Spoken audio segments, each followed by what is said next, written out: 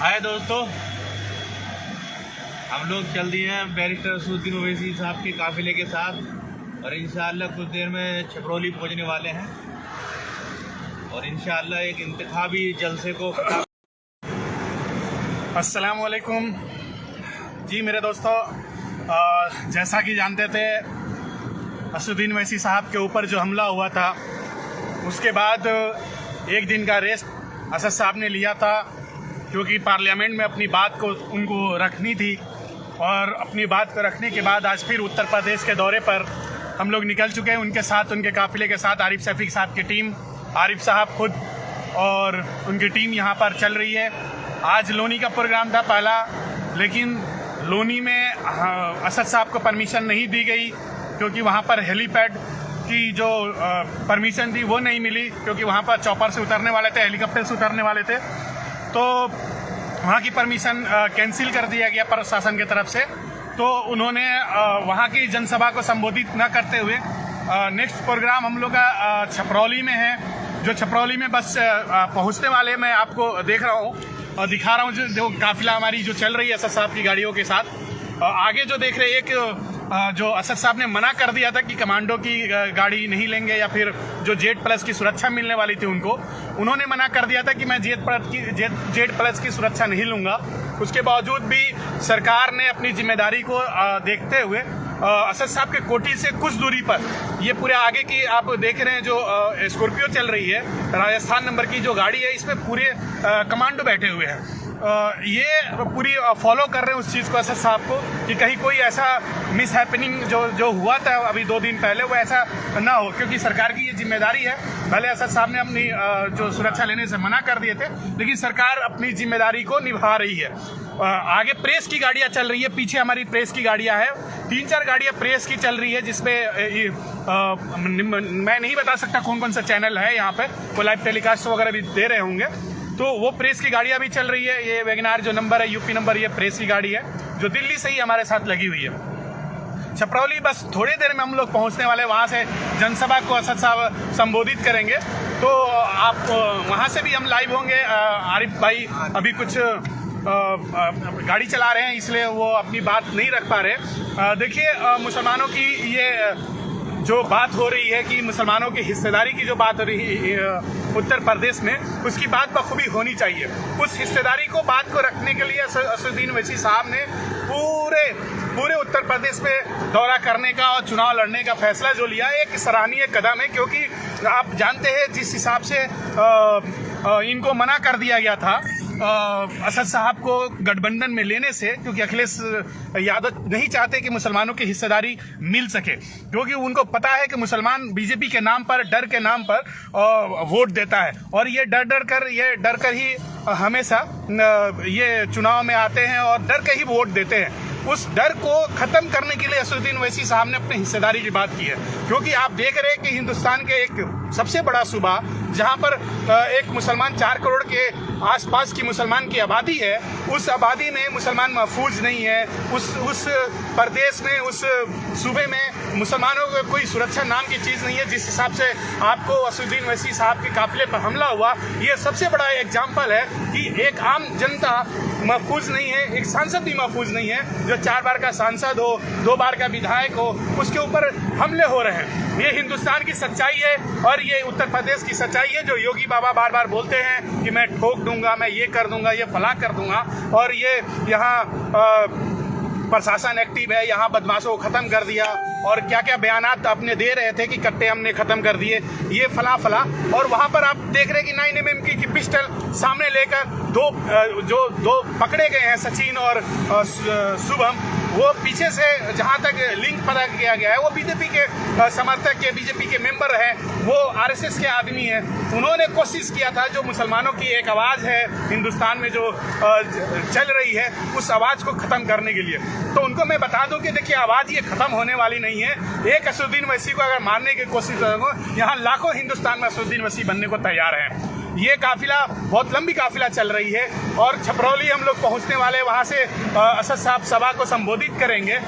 ये कमांडो की गाड़ी, मैं फिर आपको देख रहा हूँ कि आगे चल रही है, बिल्कुल कंटिन्यू वो आगे चल रही है। और मैं बड़ी काबिले तारीफ है सरकार की कि मना करने के बावजूद भी अपनी जिम्मेदारी को निभा रहे हैं, और होनी भी चाहिए कि जैसे जैसे जहां भी रहें और वो जिम्मेदारी को निभाते रहें।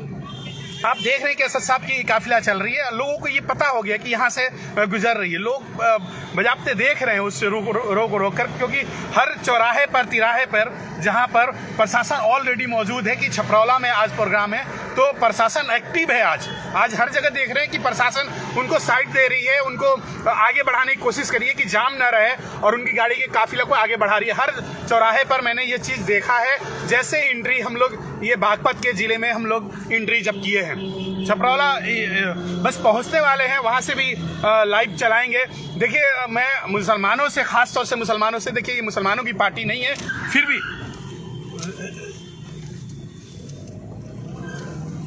फिर भी मैं मुसलमानों से खास तौर से बोलूंगा कि देखिए आपकी आवाज़ को दबाने की कोशिश की जा रही है। आपसे गुजारिश है, देखिए आप आवाज़ बनिए। आप इससे बड़ा एग्जाम्पल आप नहीं हो सकता कि एक सांसद के ऊपर हमले किए जा रहे हैं, कि दबाए जा रहे हैं मुसलमानों के हिंदुस्तान के अंदर। आपको इकट्ठा होना पड़ेगा, आपको इकट्ठे होकर आपको इनका जवाब देना पड़ेगा उन आरएसएस के दलों को या बीजेपी के दलालों को जो ये सोच रहे हैं, या विपक्ष में जो लोग बैठे, मैं समाजवादियों को भी बोल रहा हूँ, जो कांग्रेसी है उनको भी बोल रहा हूँ, जो बड़ी तनकीद कर रहे थे कल तक फेसबुक के ऊपर कि नहीं जो भी चीजें हैं ये सब चीजें नहीं होनी चाहिए। ये असदुद्दीन ओवैसी के ऊपर असदुद्दीन ओवैसी साहब के ऊपर ही इल्जाम लगा रहे थे उन लोग जो पता नहीं ईमान भी बचा है उनका कि नहीं बचा है, बेगैरत लोग हैं। वो कह रहे थे कि नहीं जी असदुद्दीन ओवैसी साहब खुद से गोली चलाए हैं या चलवाए हैं। ऐसी बातें मैं फेसबुक के ऊपर, सोशल मीडिया के ऊपर देख रहा था, पढ़ रहा था। बड़ी सोचने वाली बात है कि मुसलमान तुम्हारी ईमान की हरारत कहाँ है, कहाँ तुम चले गए कि एक 5 वक्त नमाजी जो परहेजगार हो, जो तहज्जुद गुजार हो, वो उसके ऊपर आप ऐसे इल्जाम लगा रहे हो। वो पूरे आपके लिए आवाज उठा रहा है, आपके लिए नहीं डर रहा, संसद से लेकर सड़क तक आपके लिए नहीं डर रहा, आपके लिए आवाज उठा रहा, आप उसके ऊपर तनकीद कर रहे हो। बड़ी शर्म की बात है कि ऐसी बातें आप लोग लिख रहे हो। आपको चुल्लू भर पानी में डूब कर मर जाना चाहिए ऐसी लिखने से पहले, कि ऐसी घटिया बयान। अरे नहीं करनी आती राजनीति तो छोड़ दो, राजनीति मत करो, चले जाओ घर में बैठ जाओ, तुमसे नहीं हो सकती राजनीति। लेकिन ऐसा ना करो, घटिया बयान मत दो, या आप किसी के ऊपर तनकीद ना करो कि ऐसी चीजें हो रही है। मैं बार बार मुसलमानों से खास तौर से बोल रहा हूँ कि देखिए मुसलमानों, आपको मुत्तहिद होने की जरूरत है। ये सड़कों पर ये असदुद्दीन ओवैसी जो चल रहा है, ये अपने लिए नहीं चल रहा। हैदराबाद में उसकी बहुत बड़ी शान शौकत है। अपनी शान शौकत को छोड़कर अगर इस गलियों में, इस सड़कों पे गोली खाने के बावजूद भी अगर ये चल रहा है तो ये आपके लिए चल रहा है, आपको मुत्तहिद होने के लिए चल रहा है। कि जो 70 साल पहले, 74 साल पहले हमारे बुजुर्गों ने एक सपना देखा था खूबसूरत हिंदुस्तान बनाने की, उस खूबसूरत हिंदुस्तान को अमली जामा पहनाने के लिए, उस खूबसूरत हिंदुस्तान को देखने के लिए असदुद्दीन ओवैसी साहब आपके लिए आपके सड़कों पे उतरे हुए हैं। आपके लिए संसद से लेकर सड़क तक आपके लिए जद्दोजहद कर रहे हैं कि मुसलमानों के जो इंसाफ की बात हो रही है, मुसलमानों के जो हिस्सेदारी की बात हो रही है, वो हिस्सेदारी मिलती रहे। मैं कोशिश करूंगा कि आरिफ भाई कुछ इसमें बोलते रहें। आरिफ भाई, देखिए साथियों, जैसे कि आपको जाहिद भाई ने बताया, हमारा काफिला बैरिस्टर असदुद्दीन ओवैसी के साथ जा रहा है। देखिए हमारी जान कुर्बान है उनके ऊपर। हम इनके ऊपर खाली इनके साथ सियासत के लिए नहीं है, हमारी जानें कुर्बान हैं। और जहाँ आपको मालूम है दिल्ली में इलेक्शन है, कुछ दिन बाद दिल्ली में इलेक्शन है। मुझे अपने गढ़ में कैंपेन करना चाहिए, अपने इलाके में भाग दौड़ करनी चाहिए, मगर नहीं, मुझे हमें अपने से ज़्यादा फिक्र अपने सदर की है। बैग कर लो, बैग ले लो, बैग ले लो। ये तला ले हाँ ले लो, चलो। चलते रहो। चलो।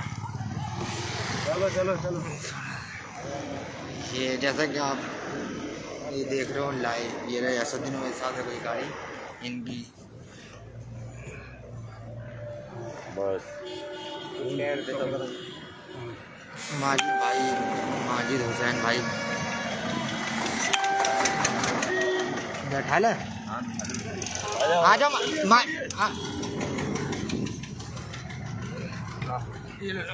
लाइव चल रही है। हाँ लाइव। जैसे साथियों मैं आपको बता दूं, हमें अपने इलाके में, मैं बता रहा था, अपने इलाके में कंपेनिंग की ज़रूरत है, क्योंकि हमारे इलाके में भी अब जल्दी इलेक्शन है और वहाँ की आवाम कह भी रही है कि भाई MIM के आरिफ सैफ साहब कहाँ लगे। मगर जो हादसा हुआ है उस हादसे को देखते हुए भाई हम रिस्क नहीं ले सकते। लाखों इलेक्शन कुर्बान, हमारी जिंदगी कुर्बान। अगर बैरिस्टर असदुद्दीन ओवैसी साहब की हम सबसे पहले हिफाजत करने की सोचेंगे, उनके ऊपर गोली लगने से पहले हम अपना सीना आगे करेंगे, क्योंकि एक बड़ी सदियों में ऐसा एक कायद मिलता है और अल्हम्दुलिल्लाह हम उस कायद की जान के लिए, अपनी जान कुर्बान करने के लिए पीछे नहीं हटेंगे। इसीलिए हम उनके साथ हैं, उनके काफिले के साथ हैं और इंशाअल्लाह ये 2-3 दिन में यहाँ का, इधर का पहले चरण का सभाएं ख़त्म हो जाएं, चुनाव कैंपेन ख़त्म हो जाएगा तो इंशाअल्लाह हम फिर अपने इलाके में वक्त देंगे और पूरा वक्त देंगे, तो उसके बाद वो आगे निकल जाएंगे। देखिए दोस्तों, ये काफिला अब गांव की तरह बिल्कुल आ गई है।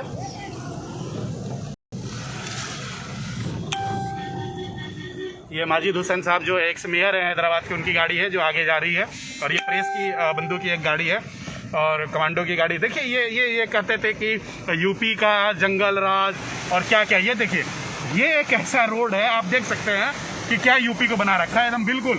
ये देख रहे हैं रोड, पानी भरा पड़ा है और इतनी कीचड़ है कि 2 फीट की कीचड़ है। उस कीचड़ में हम लोग ये क्रॉस कर रहे हैं, ये यूपी है।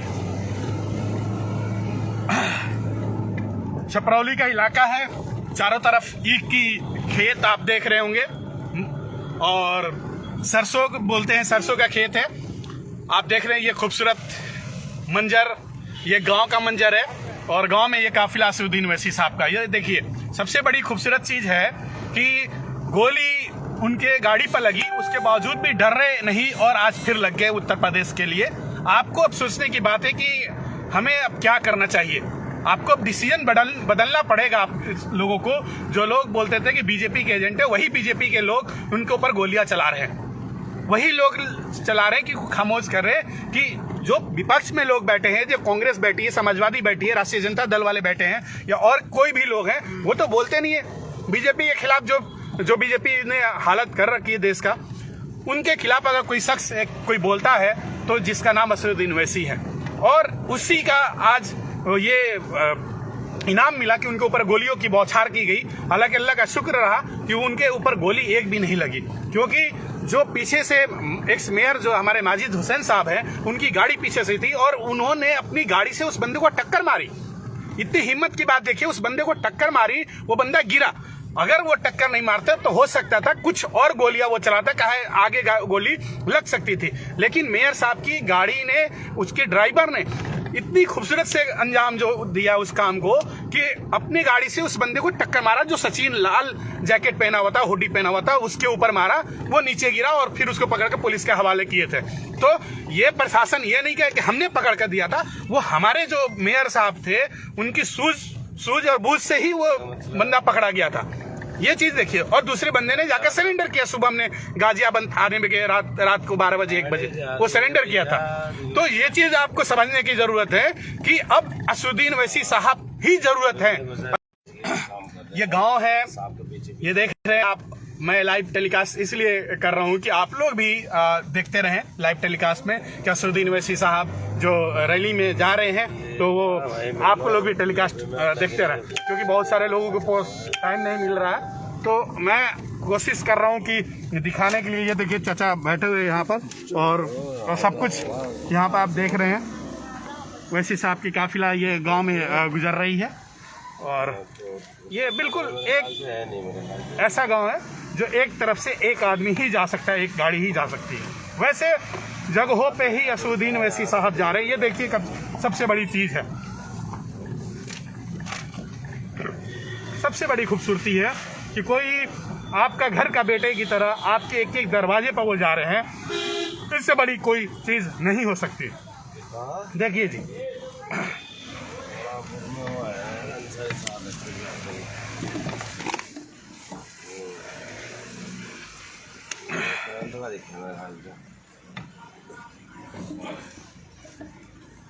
आप ये कर रहे हैं क्या? हाँ उतर हैं? कला तू कर लियो। नहीं उतरे नहीं है। हाँ उतरे वो हटा रहे हैं बैठ रहे हैं। हाँ समझ रहे हैं, धीरे धीरे सब उतरना पड़ेगा हमें भी। तो बाहर निकाल के दिखाओ, बाहर निकाल के दिखाओ।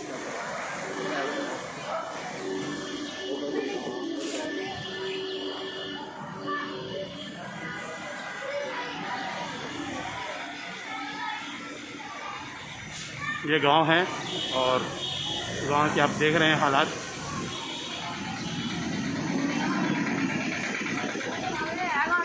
ये देख रहे हैं, ये गांव में ऐसी जगहों में जो असद साहब की गाड़ी आगे जा रही है और माजिद साहब खुद नीचे उतरे हैं।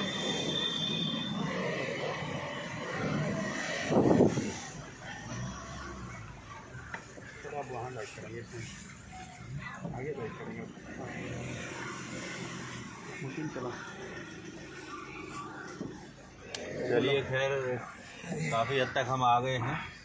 अब इलाकों की और गलियों के हालात देख रहे हैं आप लोग कि गाड़ी भी सही से नहीं जा सकती, ऐसे इलाके हैं, ऐसे रोड हैं, क्या हालात कर दिए सरकार ने।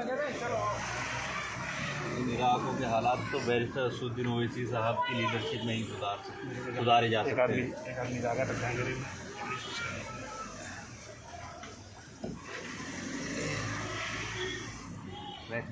हाँ बैठे रहो अभी। ये देखिए बॉडी गार्ड हैं यहाँ से साहब के जो भाग रहे हैं, माजिद भाई हुसैन। ये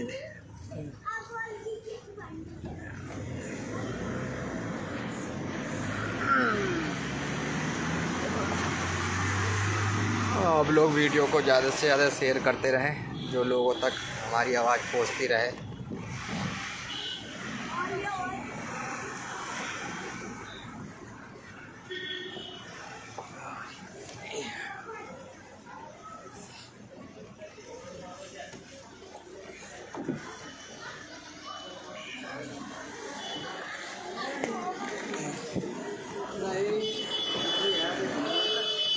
ये देखिए आपको लाइव असदुद्दीन ओवैसी साहब का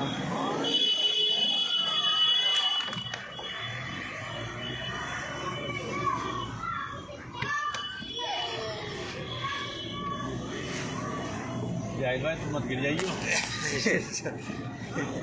हमारा देखो साथी का जोश देखो कि और ये खिड़की से ऊपर चढ़कर मतलब रास्ता नहीं साफ करवा रहे हैं जाहिद साहब।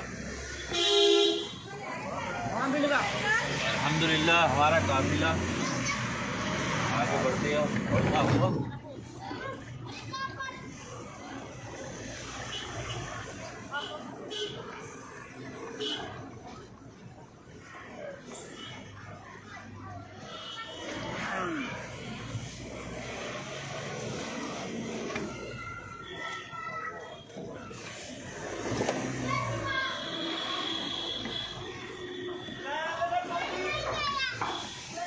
ले लो, बैठिए बैठिए बैठिए बैठिए बैठिए बैठिए लोग इसका चलो चलो बैठो बैठो। चलो।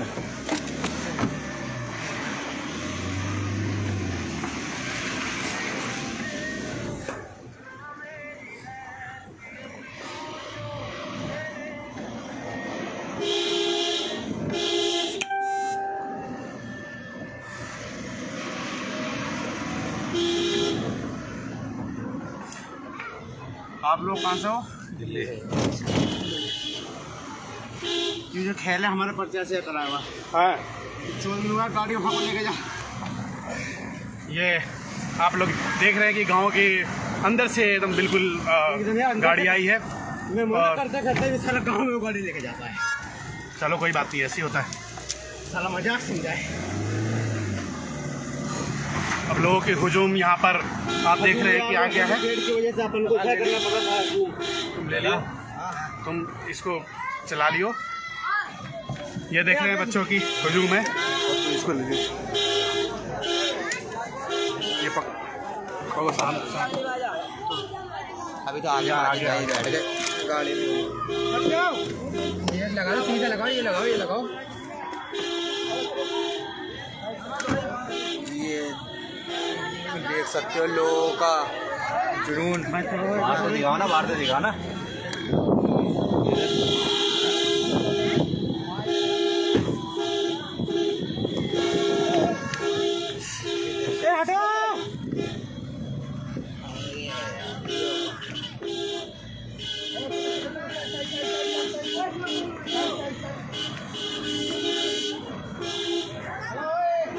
ये असदुद्दीन ओवैसी साहब की चाहत लोग नज़र आ रही है। ये गाड़ी आगे जान दे वाली साइड दो हमको, वहाँ पर गाड़ी की जरूरत है। क्या आप बैठ जाओ जाहिद भाई, बैठ जाओ अंदर को। कितना नंबर चक्का कटवा। अरे चाचा खास साइड हो जाओ।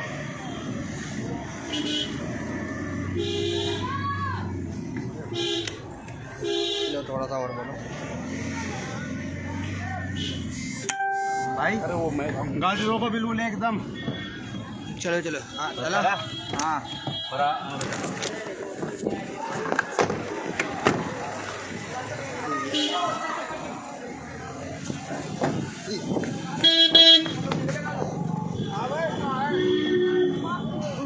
ये हम दिखाना चाह रहे हैं लोगों के जुनून। और देखिए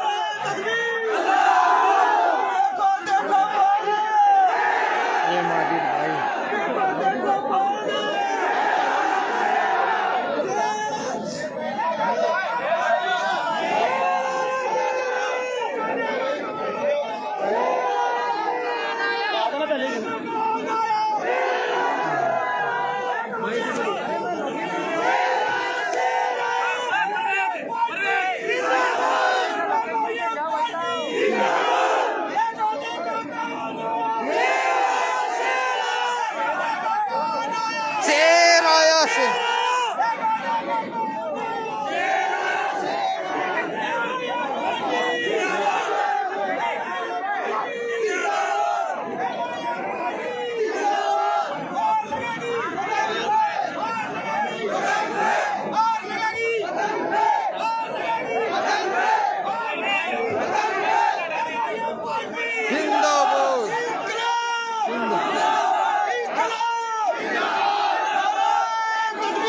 अल्लाहू अकबर, अल्लाहू अकबर।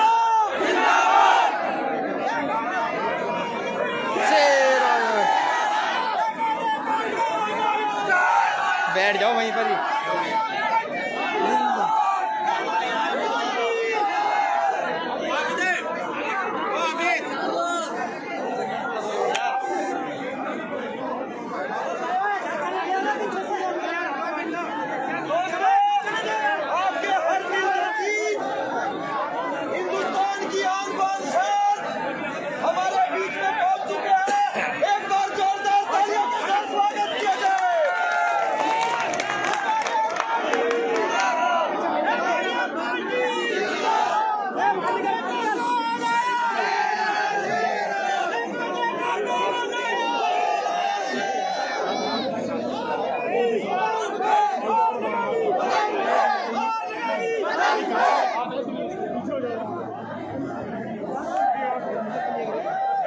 नहीं दिखा दीजिए ना आपके पास का।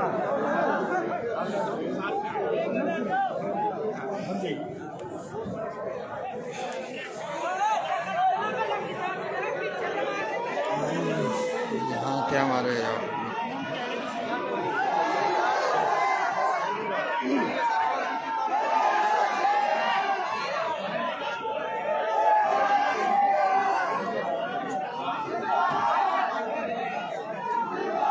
विक्रम साहब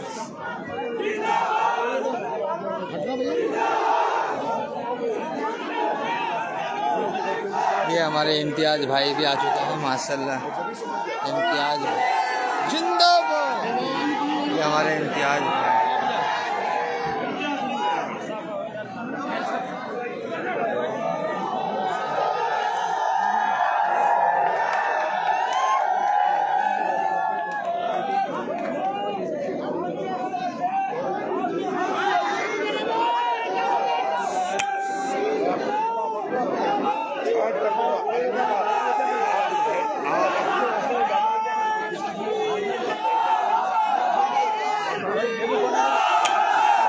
काट दो, काट दो।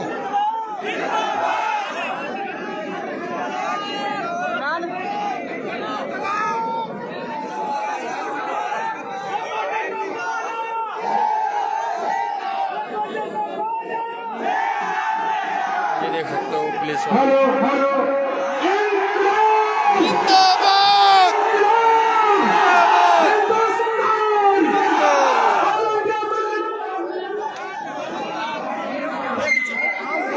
अस्सलामुअलैकुम वरहमतुल्लाहि वबरकातुहू। आपके दरमियान में पार्टी के राष्ट्रीय अध्यक्ष जनाब बैरिस्टर सऊदी ओवैसी साहब, प्रदेश अध्यक्ष महाराष्ट्र औरंगाबाद से सांसद जनाब इम्तियाज जलील साहब भी तशरीफ फरमा है। सदर मजलिस से पहले मैं चाहता हूँ कि जनाब इम्तियाज जलील साहब आए और आपको खिताब फरमाए।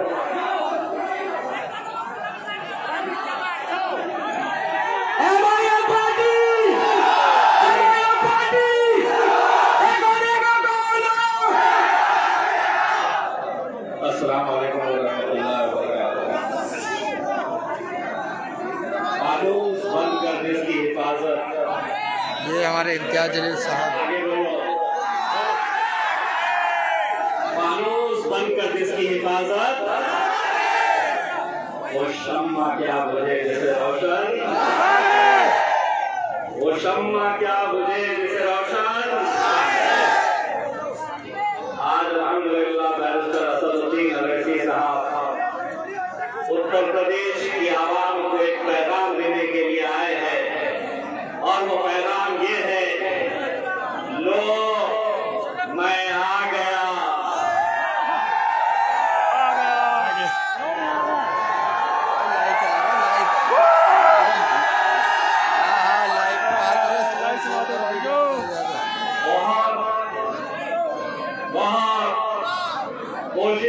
आप सभी भाइयों से गुजारिश है शेयर करते हैं वीडियो को ज़्यादा से ज़्यादा, जो लोगों तक हमारी आवाज़ पहुंचती रहे। आपके बीच में आए हैं और उत्तर प्रदेश की आवाम से कह रहे हैं कि लो मैं अल्हम्दुलिल्लाह। मेरे भाइयों, पिछले कुछ दिनों के अंदर जो कुछ भी हुआ है आप अच्छी तरह से समझ सकते हैं, ये क्यों, कैसे, किसकी वजह से हुआ है। इस मुल्क के अंदर अगर तमाम सियासी पार्टियों को इलेक्शन लड़ने का इख्तियार है, तो मजलिस इत्तेहादुल मुस्लिमीन को भी लड़ने का उतना ही इख्तियार है, क्योंकि ये मुल्क अकेले तुम्हारा नहीं है, ये तुम्हारे पास नहीं है। ये मुल्क जितना तुम्हारा है उतना, और फिर हमें रोका जा रहा है, हमारी हर बात के ऊपर टोका जा रहा है। लेकिन आप लोगों ने कल बैरिस्टर असदुद्दीन अवैसी साहब को सुना पार्लियामेंट के उस ऐलान के अंदर, जब सरकार ने कहा कि हम असद साहब, ऐसा कोई शख्स होगा जो खड़े रहकर सरकार को ये कहता है कि मुझे जेब नहीं, मुझे एक कैटेगरी का हिंदुस्तानी बनाओ, अगर सुरक्षा देना है तो इस मुल्क के आम लोगों को सुरक्षा दो। मेरे भाइयों, आज इस मुल्क के अंदर तमाम राजनीतिक पार्टियों की कोशिश यही चल रही है। तमाम राजनीतिक पार्टी इस साजिश में लगे हुए हैं। हर एक की कोशिश यही है कि कोई भी जीत जाए चलेगा, लोगों की चाहत लेकिन मजलिस से उत्तर प्रदेश के अंदर जीतना नहीं चाहिए। उन्हें क्या मालूम है कि इन दीवारों पे खड़ी हुई हमारी माएं और बहनें, ये बुजुर्ग, ये नौजवान, ये अगर यहाँ पर इकट्ठा हुए हैं, ये यहाँ पर इतने घंटों से इंतजार कर रहे हैं, तो वो सिर्फ और सिर्फ मेरे कायद बैरिस्टर असदुद्दीन अवैसी साहब की मोहब्बत से जुड़ा हुआ है। दूसरे राजनीतिक पार्टियों में इतने लोगों को जमा करना है तो गाड़ी भेजना पड़ता है, पेट्रोल डालना पड़ता है, सब इकट्ठा होते हैं। और यहाँ पर जितने भी हैं वो सिर्फ इतिहास जब उत्तर प्रदेश में बनने जा रहा है, मौलाना साहब, लोगों की ख्वाहिश है कि जितने लोग सामने खड़े हुए थोड़ा बैठ जाए तो पीछे वालों को भी देखने का मौका मिल जाएगा।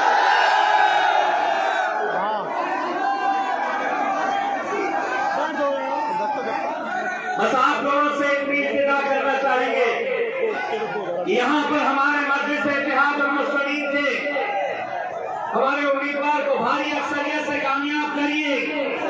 इलेक्शन का दिन जब आया तो सभी को ये कह दीजिए कि अब बस 70 सालों से तुम जो बोलते थे हम करते थे, और हमको जो करना है वो हम करके रहेंगे, अल्हम्दुलिल्लाह। बहुत बहुत शुक्रिया। मैं जानता हूँ कई घंटों से आप लोग असद साहब को सुनना चाह रहे हैं। अब मैं दावत देता हूँ बैरिस्टर असदुद्दीन अवैसी साहब को कि आपके बीच में आएंगे।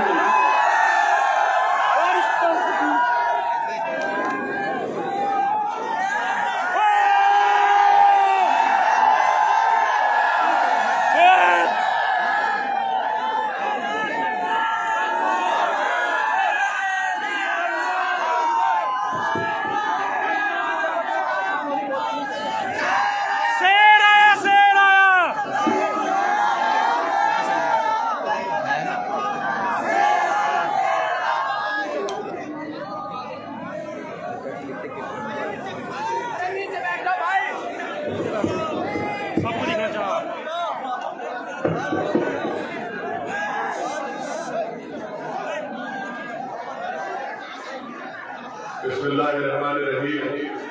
अस्सलाम वालेकुम व रहमतुल्लाहि व बरकातुहू। हमारे जिला सदर हाफिज मुकर्रम साहब, यहाँ के मजलिस इत्तेहादुल मुस्लिमीन के प्रत्याशी उम्मीदवार अनीस साहब, मेरे तमाम मजलिसी रुतबा, मौजूद हाज़रीन इकराम, बुजुर्गान मिल्लत, मेरी इज़्ज़तदार माँ और बहनों, आप तमाम का बेहद शुक्रिया कि आपने अपना कीमती वक्त निकाल कर आज के मजलिस इत्तेहादुल मुस्लिमीन की इस इलेक्शन की जनसभा में आपने शिरकत की। मैं आपका शुक्रिया अदा करता हूँ। और चपरोली विधानसभा से मजलिस इत्तेहादुल मुस्लिमीन का उम्मीदवार आपके दरमियान में है। आप ये भी जानते हैं कि उत्तर प्रदेश के विधानसभा के चुनाव में वीडियो को शेयर करते रहें आप लोग ज़्यादा से ज़्यादा। का हिस्सा है और बाबू सिंह कुशवाहा की जन अधिकार पार्टी और दीगर अति पिछड़ा समाज के मुख्तलिफ सियासी पार्टियां ने मिलकर हमने इस परिवर्तन मोर्चा को बनाया है, जिसमें हमने ये तय किया है कि अगर उत्तर प्रदेश और छपरौली की जनता इस अलायंस को अपने आशीर्वाद, अपने दुआओं और वोट से नवाजेगी तो इंशाअल्लाह ताला पहला मुख्यमंत्री उत्तर प्रदेश का बाबू सिंह कुशवाहा होंगे 2.5 साल के लिए। उसके बाद 2.5 साल के लिए दलित समाज से कोई उम्मीदवार होगा और 5 साल में एक डिप्टी चीफ मिनिस्टर अल्पसंख्यक समाज मुसलमान से होगा और दूसरे दीगर 2 पिछड़ा समाज से बनाए जाएंगे। मजलिस की यही लड़ाई है कि अति पिछड़ा समाज हो या सामाजिक न्याय का मसला हो, मजलिस चाहती है कि इस पर तमाम कमजोर तबकात मिलकर, जिसमें अति पिछड़ा समाज हो, अल्पसंख्यक समाज के मुसलमान हो, दलित हो, तमाम कमजोर और दबाए हुए लोगों को मिलकर हमको इस जमहूरी तरीके से अपनी लड़ाई को लड़ना है और अपनी मंजिल मकसूद तक पहुंचना है। और इसके लिए बहुत जरूरी है कि आप लोग मुत्तहदा तौर पर अपने वोट का इस्तेमाल करिए। आप जानते हैं कि चपरोली विधानसभा पिछले साल जब कोविड की वेव चल रही थी तो किस तरीके से यहाँ पर तबलीगी जमात के जिम्मेदारों को तंग किया गया, उनको परेशान किया गया और उनको बदनाम करने की एक नापाक कोशिश, एक मंसूबा बनाया गया। उस वक्त अगर पूरे भारत में अगर कोई ये कह रहा था कि तबलीगी जमात कोविड के फैलने की जिम्मेदार नहीं है, बल्कि उसको बदनाम करने की कोशिश की जा रही है, जो ऐसी तंजीम है जो इखलास की बुनियाद पर काम किया जाता है, तो किसी में हिम्मत नहीं थी, न समाजवादी पार्टी के नेता में हिम्मत थी, न आरएलडी न बसपा के नेताओं में हिम्मत थी कि ये इस ताल्लुक से कुछ कह सके। अगर पूरे मुल्क में, पूरे उत्तर प्रदेश में अगर किसी ने आवाज उठाई तो उसका नाम असदुद्दीन ओवैसी था, जिसने तबलीगी जमात को बदनाम करने की साजिश की मजम्मत की। चपरोली की आवाम को मैं ये भी बताना चाहूंगा कि जब आप 10 फरवरी के दिन अपने वोट का इस्तेमाल करने जाएंगे तो याद करिए कि जब कोविड की वेव में आप जानते कि 27 दिन में करीब 30 से ज्यादा लोगों की मौतें हुई थी चपरोली विधानसभा में। कहां पे नजर आए मुख्यमंत्री की सरकार या मुख्यमंत्री नजर नहीं आए, जब रोज कोई ना कोई चपरोली विधानसभा में शख्स मर रहा था कोविड से, उस वक्त सरकार नहीं थी, उस वक्त यहाँ पर बीजेपी के एडमिनिस्ट्रेशन से कोई नहीं था। आपको ये बात और डालने से पहले याद रखनी चाहिए। तीसरी बात जो मैं आपको याद दिलाना चाहता हूँ कि चपरोली विधानसभा में 10वीं जमात के बाद यहाँ पर कोई तालीम का, कोई शिक्षा का इंतजाम नहीं है। बताइए कौन सा विकास का काम, कौन सा काम बीजेपी की सरकार ने किया। चौथा, यहाँ पर गवर्नमेंट के कॉलेज की जरूरत है, उसका इनाफिस इंतजाम किया गया। यहाँ पर 13 लाख की आबादी में सिर्फ 24 पब्लिक हेल्थ सेंटर काम करते हैं। बताइए बीजेपी ने कौन सा विकास का काम किया। बीजेपी बड़े बड़े झूठे दावे करती है जो सच्चाई पर मुबन्नी नहीं है। दूसरी जानिब मेरी इज्जतदार माँ और बहनों, मेरे बुजुर्गों, मेरे गयूर नौजवान साथियों, मैं आपको बताना जरूरी समझता हूँ कि जिन्होंने आपका वोट तो लिया, जिन्होंने सुरक्षा के नाम पर आपसे वोट लिया, जिन्होंने बीजेपी को हराने के नाम पर आपसे वोट लिया, जिन्होंने आपके बच्चों को सुरक्षा और उनकी शिक्षा के नाम पर वोट किया, बताइए आज जब मसाइब और मुश्किलात के तूफान से हम गुजर रहे थे, ये कहां पर नजर आए। पूछिए समाजवादी पार्टी और आरएलडी के नेताओं से कि CAA के ऊपर आपका क्या बोलना है, तो इनकी जबानें बंद हो जाएंगी। तारीख गवाह है कि भारत की संसद में अगर किसी ने संविधान का हवाला देकर उसको काला कानून करार किया और CAA के उस कानून की कॉपी को पूरे संसद में अगर किसी ने कहकर फाड़ दिया कि इस तरह गांधी ने उस वक्त के सफेद फार्म अफ्रीका की हुकूमत के कानून के खिलाफ इस तरह कानून फाड़ा था, असदुद्दीन ओवैसी आपके सामने खड़ा है, मैंने उस CAA कानून को फाड़ कर बताया कि ये काला कानून है जो मजहब के नाम पर भेदभाव करता है। क्या पोजीशन है, क्या कहती है सपा और आरएलडी, इसके पास इनका कोई जवाब नहीं है। ट्रिपल तलाक का गलत कानून मोदी सरकार लेकर आई, पूछिए सपा और आरएलडी से कि आपकी इसके ऊपर क्या राय है, तो जबान खामोश हो जाएगी। आप जानते हैं कि आपकी एक आवाज की जरूरत है। आप जानते हैं कि उत्तर प्रदेश की विकास और उत्तर प्रदेश की मजबूती मोदी के लिए बहुत जरूरी है कि अल्पसंख्यक समाज की भी एक आवाज हो। अगर आप सिर्फ खामोशी के साथ वोट डालते रहेंगे, मैं आपको बताने आया हूं कि आप वोट डालेंगे भी और अनीस के हक में इंशाअल्लाह ताला अपने वोट का इस्तेमाल करेंगे। हम सिर्फ वोट डालने वाले नहीं है, वोट हासिल करने वाले भी हैं। आज मैं उन समाजवादी पार्टी में जो बड़े बड़े नेता अपनी जिंदगी गुजार दिए, आज घर में बैठकर रो रहे हैं कि हमको टिकट नहीं दिया गया, हमसे धोखा किया गया, हमसे इंसाफ नहीं किया गया। मैं उन समाजवादी पार्टी के नेताओं से कह रहा हूं कि तुम गैरों की चौखट पर जाकर एक अखीर विधानसभा के टिकट के लिए भीख मांग रहे हो। आओ मजलिस में हम टिकट मांगेंगे और मैं उन नेताओं को चौकन्ना कर रहा हूं। अखिलेश यादव तुमको धोखा देगा।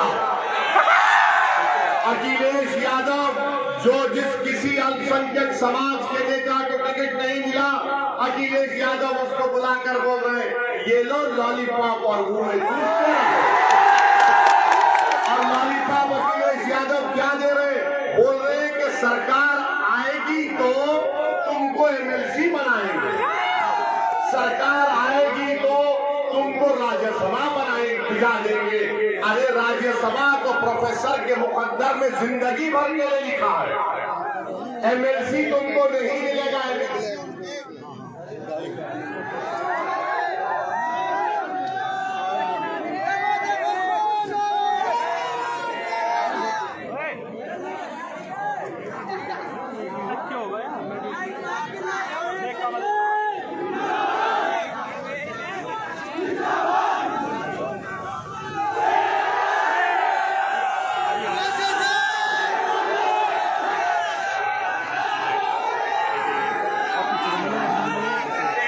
ये देख रहे हो माशाल्लाह लोगों की जुनून।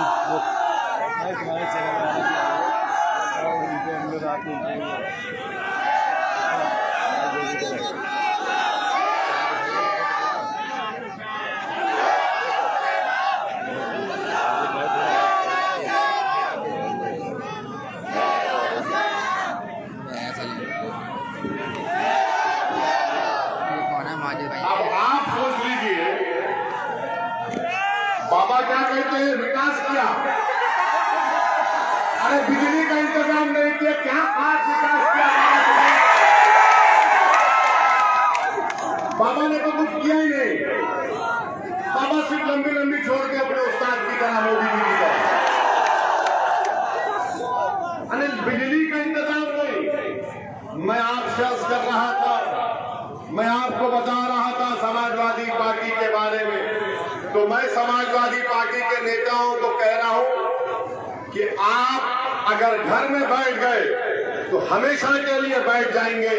आइए हमारे साथ आ जाइए, हम आपको अपने खंडे पर बिठाकर आपकी राजनीति को इंशाल्लाह चमका देंगे। अखिलेश यादव आपको डुबा देगा और आपकी राजनीति को हमेशा के लिए दी एंड कर देगा, खत्म कर देगा। अब ये इनको सोचना है कि वो क्या करेंगे। तीसरी बात, यहाँ पर पिछले बार विधानसभा के चुनाव से किसको जिताया था आपने, किसको जिताया था, कौन सी पार्टी का था, अब कहां कूद कर चला गया, गुलाटी कहां मारा, अब उसका जिम्मेदार हमने आपको उसको कहा था कि बेटा गुलाटी मार के मोदी जी के गोद में जाकर चाय पी ले, हमने तो नहीं कहा था ना। अब जयंत चौधरी इस पर क्या बोलेंगे। जयंत चौधरी के पार्टी से ये कूद कर नरेंद्र मोदी और योगी के साथ बैठकर उस पार्टी का प्रत्याशी बनकर यहां पर आया है। आपका वोट जाय होगा, याद रखिए। आपने 2019 के पार्लियामेंट के चुनाव में बीजेपी को वोट दिया आपने, कितनों ने हाथ उठाओ, डरो मत। कौन जीता यहां से, बीजेपी। कौन जीती, हम बोले थे आपको वोट डालने के लिए, क्या रही है बताओ? 17 में आपने आरएलडी को वोट दिया, वो बीजेपी में दौड़कर चला गया। 19 में आपने बीजेपी के खिलाफ यहाँ पर आरएलडी को वोट दिया, तब भी बीजेपी जीती। आपकी जिम्मेदारी नहीं है बीजेपी को सिर्फ हराना, आपकी जिम्मेदारी खुद कामयाब करो और बीजेपी को भी हराओ। हमारे दिमागों में 50 साल से बात डाल दी गई, आप नहीं जीत सकते। मैं आपको मिसाल दे रहा हूं, हाथी होता है ना, तो बचपन से हाथी को एक मामूली सी जंजीर में बंद करके रख दिया जाता है, और जो हाथी बड़ा हो जाता है तो हाथी यही समझता कि जंजीर से जकड़ा हुआ हो। मैं आपसे कह रहा हूं, आप बहुत ताकतवर है, अल्लाह ने आपको बहुत ताकत दी, इन जंजीरों को तोड़ो, एक ताकत बनो। आपके मुकद्दर के फैसले आप खुद कर सकते हैं, बशर्ते कि आप अपने फैसलों पर एतमाद करें, बशर्ते कि आप पूरे अल्लाह की जात पर भरोसा करके अनीस के अपने वोट का इस्तेमाल करिए। मैं आपको ये भी बताना चाह रहा हूं कि अगर जिंदगी हमसे वफा नहीं करेगी, अगर कोई कामयाब हो जाता है हमको खत्म करने के लिए, जब भी मैं आपसे कह रहा हूं कि अपने आंख में आंसू मत लाइए। हाँ, हमारी गाड़ी पर हमला हुआ, 4 गोलियां उन 2 लोगों ने चलाई, मगर अल्लाह जिसको बचाना चाहता उसकी कोई जान नहीं ले सकता। और हमारा तो अटूट इस बात पर ईमान है कि जब तक कुदरत फैसला नहीं करेगी किसी की इंसान की ना मौत आएगी, जब तक अल्लाह नहीं चाहेगा ना आपकी मौत आएगी, ना कोई आपका रिस्क छीन सकता है, ना कोई आपको बेइज्जत कर सकता है। तो ये तीनों चीजें हम दिखा कर लाते, हमको ये सप्पा आरएलडी मोदी नहीं देते। हम दुनिया में जिंदा है तो अल्लाह के रहमो करम पर जिंदा थे, हैं और रहेंगे। गोलियां चलाने वाले वही लोग हैं जिन्होंने महात्मा गांधी को कत्ल किया था। ये 4 गोलियां चलाए हम पर, अल्लाह ने हमको बचाना था, मगर मैं उन लोगों को फिर से कह रहा हूं, मैं मौत से नहीं डरता हूं, इंशाअल्लाह ताला मैं नहीं डरता। मुझे मालूम है कि इन तमाम जितने दुनिया में लोग आते हैं, अपनी माँ के पेट पे पलकर जब दुनिया में आते हैं तो अल्लाह एक वक्त मुकर्रर कर दिया है का, और हम और जाएंगे दुनिया से, मगर याद रखो मैं मौत से नहीं डरता, ना मैं कत्ल करने वालों से डरता हूँ, ना तुम्हारी गोलियां मेरी आवाज को दबा सकेंगी, ना तुम्हारी ताकत मुझे तुम्हारे ताल्लुक से डर में खौफ पैदा कर सकेगी। मुझ पर गोलियां क्यों चलाई गई? क्योंकि मैं बीजेपी की आंख में आंख डालकर आप गरीब मजलूम आवाम के हक की बात करता हूं। मुझ पर गोलियां इसलिए चलाई गई, मुझ पर गोलियां इसलिए चलाई गई क्योंकि मैं गरीब आवाम के इंसाफ का मुतालबा करता हूं। मुझ पर गोलियां इसलिए भी चलाई जाएंगी क्योंकि मैं हिस्सेदारी की बात करता हूं।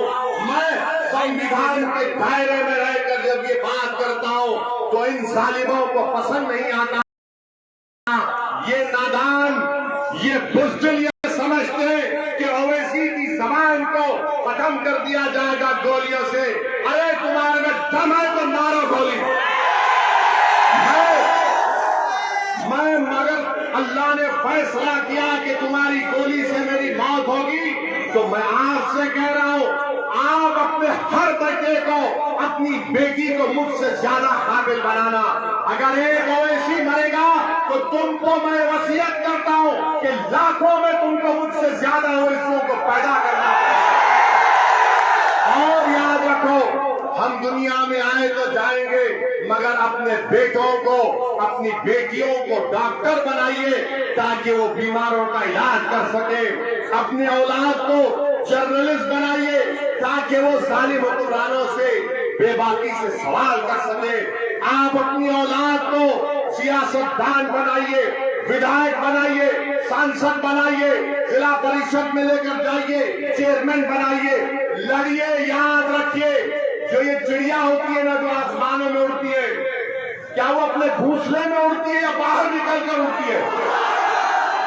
जो चिड़िया घोंसले में उड़ती है, बाहर उड़ती है, तो क्या तुम सिर्फ अपने घोंसले में उसके बनाए हुए घर में रहोगे या आजाद परिंदे की तरह रहोगे?